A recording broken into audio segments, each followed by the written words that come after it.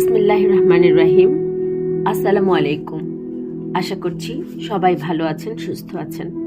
পাঠ করছিলাম আল বিদায়া ওয়ান নিহায়া গ্রন্থটি লিখেছেন আবুল ফিদা হাফিজ ইবনে কাসির আদ-দামেস্কি রহমতুল্লাহি আলাইহি। বইটি বাংলায় অনুবাদ করেছেন মাওলানা সৈয়দ মোহাম্মদ এমদাদউদ্দিন, মাওলানা মোহাম্মদ মহিউদ্দিন, মাওলানা বুরহানুদ্দিন, মাওলানা মোহাম্মদ আবু তাহের। আমি আজকে যে পর্বটি পাঠ করব তা হচ্ছে ফেরেশতা সৃষ্টি ও তাদের গুণাবলীর আলোচনা।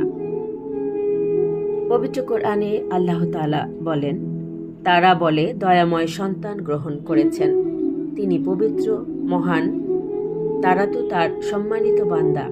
তারা আগে বাড়িয়ে কথা বলে না, তারা তো আদেশ অনুসারেই কাজ করে থাকে। তাদের সম্মুখে ও পশ্চাতে যা কিছু আছে তা তিনি অবগত। তারা সুপারিশ করে শুধু তাদের জন্য যাদের